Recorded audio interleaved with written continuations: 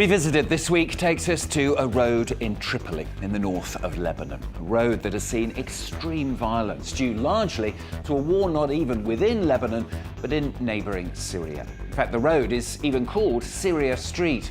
On the left-hand side of the street, the Sunni district that sided with the opposition. On the right side, the Shia Alawite district aligned with the Syrian regime of President Bashar al-Assad. It is then an artery that separates two enemy neighbourhoods that became the front line of the Syria war, but in Lebanon.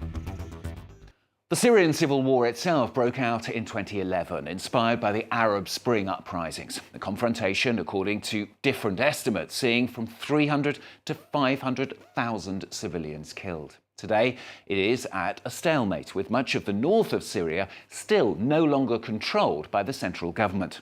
The conflict there destabilised Lebanon, almost dragging it into a copycat war. Syria Street even becoming a battleground, with the young transformed into fanatics, ready to die for a cause that was not even their own.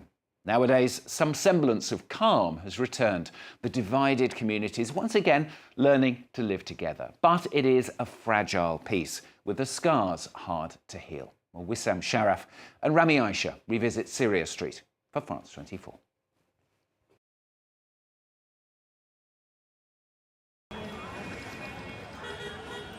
Bab el-Tebanne. Ahmed Chaban works as a hairdresser here. For 5 years, until 2013, he fought with the hard-line Sunni Islamists against Bashar al-Assad's regime.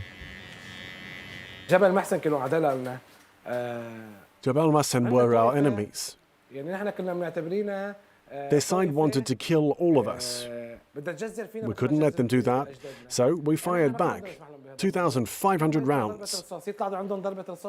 At that time, we were each other's main targets. We were in defense mode.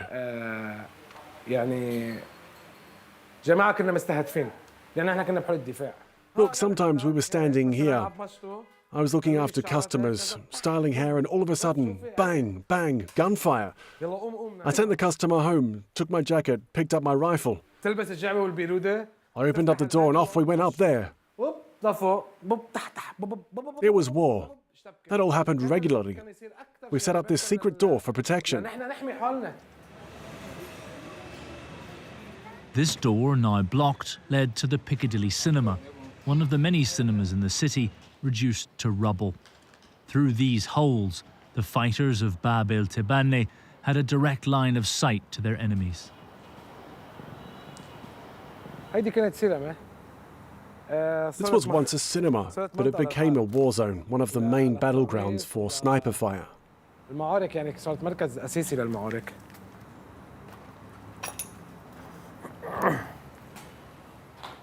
We're now approaching the spot that we used as a base to fire on Jabal Massen. To avoid going to their level on the street, where they could fire at us, we came here. We had the advantage of higher ground. As soon as they fired, we shot back. On these walls, graffiti left by Ahmed's brothers-in-arms.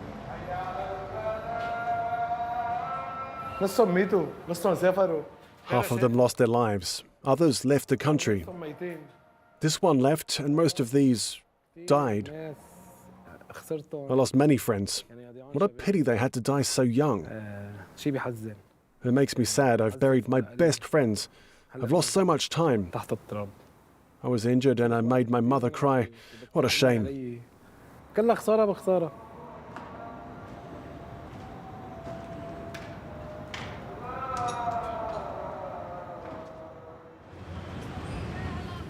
On the other side of Syria Street lies Jabal Mosin. From his house built on higher ground, Ali Omar can also keep an eye on his former enemies.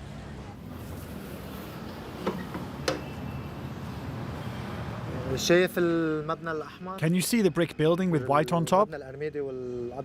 That's the cinema. I could fire on them from my bedroom windows. I used to hide behind this barricade and take shots at the cinema.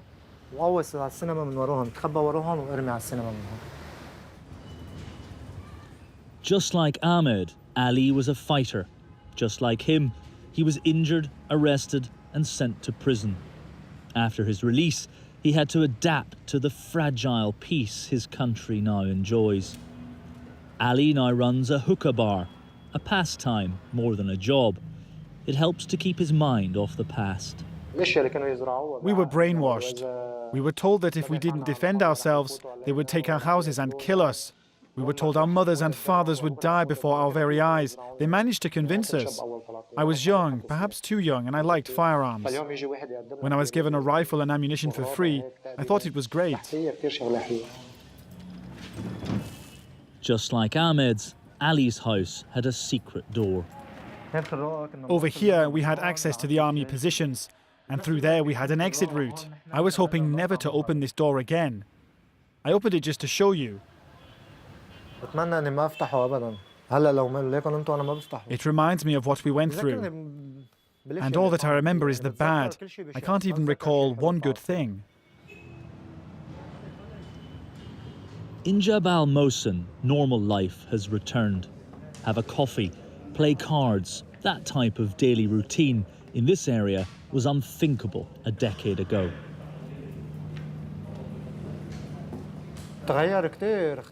Things have changed a lot.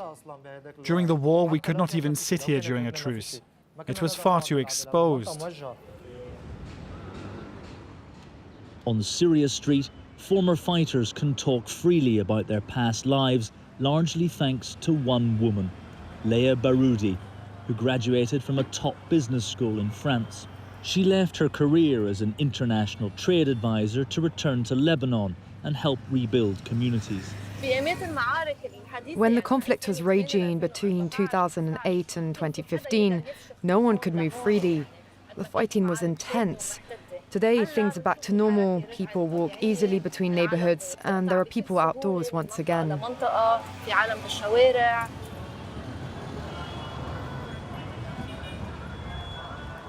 Bonjour! In 2011, Leah Baroudi founded an NGO called March. Then, in 2016, she opened Awetna, a community cafe on Syria Street. Former fighters work there in a peaceful atmosphere, as if the conflict never took place.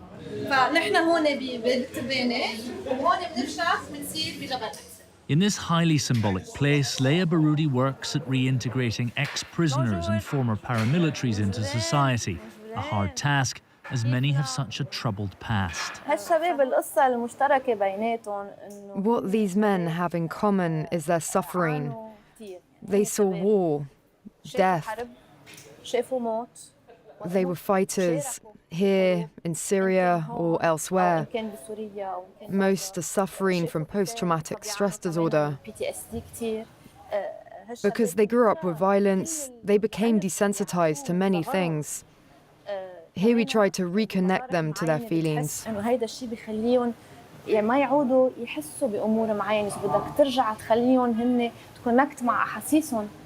The NGO developed in time, taking into account the needs of the ex-paramilitaries, but caring also for the woman on both sides, to offer them a viable alternative to conflict. From drama to cooking and wood workshops, psychological help and legal aid initiatives, all is done to bring yesterday's enemies together and help restore some hope for the younger ones. Despite these efforts, though, Leah Baroudi realises that peace remains fragile. Many things scare me. Some political agendas cannot be controlled. And it would be naive to think they can be. It's not our goal as an NGO, but if we can help save lives, we will have done our best. Ahmed and Ali have been coming here for 9 years. Leah Baroudi gave them jobs that helped them survive. It's a success, even if many were suspicious at the start.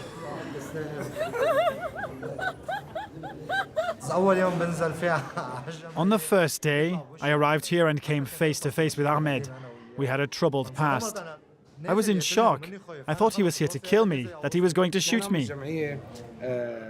Within the network, we learned to put our hatred aside and work on common points, friendship, to become brothers again. 8 or 9 years later, we no longer want to fight. Today, Ahmed and Ali have put their pasts behind them. For others, though, the present is increasingly under threat.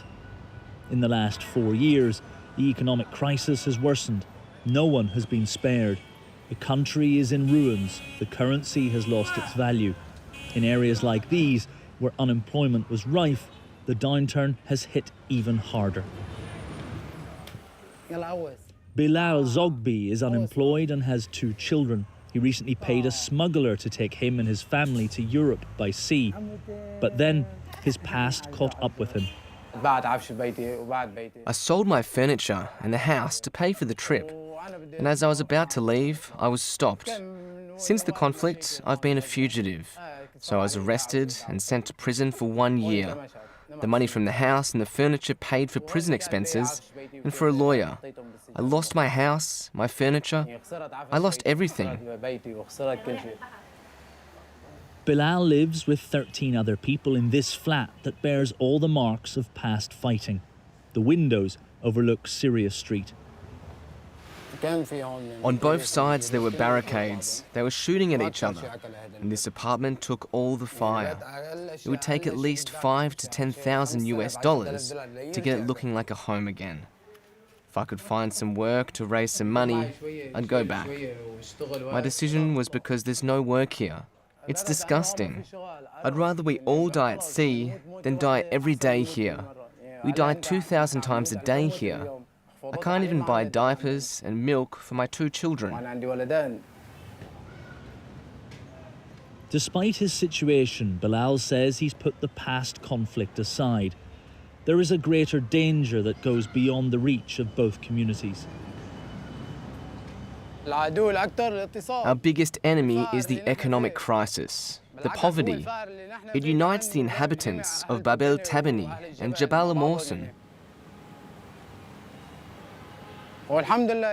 What's important is that there isn't any more fighting. We are not going to go back into the conflict. That's enough for us. We're tired of all this. Some here do not share Bilal's perspective. A younger generation which didn't know the conflict now hangs around the same streets.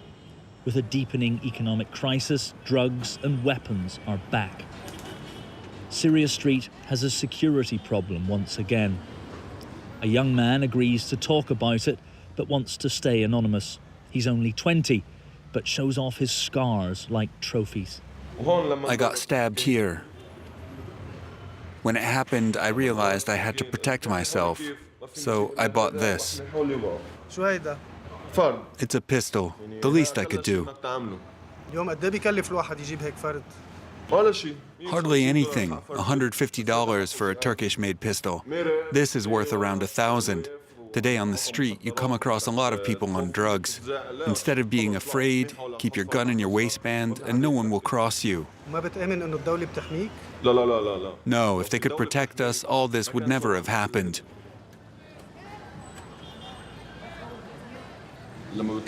When you see your friends fall into addiction, it's best to stay away, because you risk being drawn in.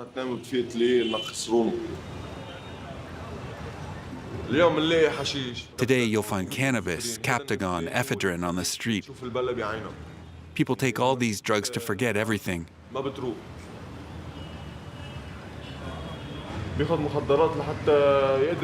Because of the economic crisis, it's the only thing that keeps them busy.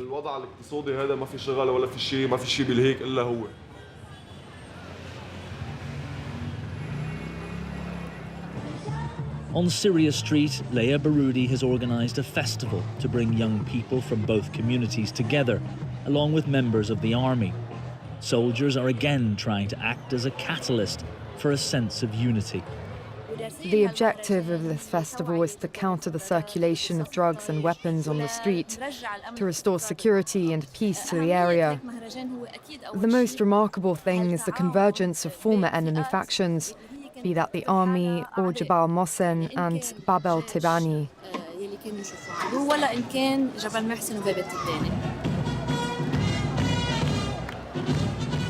Among military parades and shows, former soldiers and combatants pull out all the stops to bring life and a spirit of festival to Syria Street. Ahmed and Ali have become model citizens, even if they know that peace remains precarious here. Lebanon has long been fertile ground for conflicts.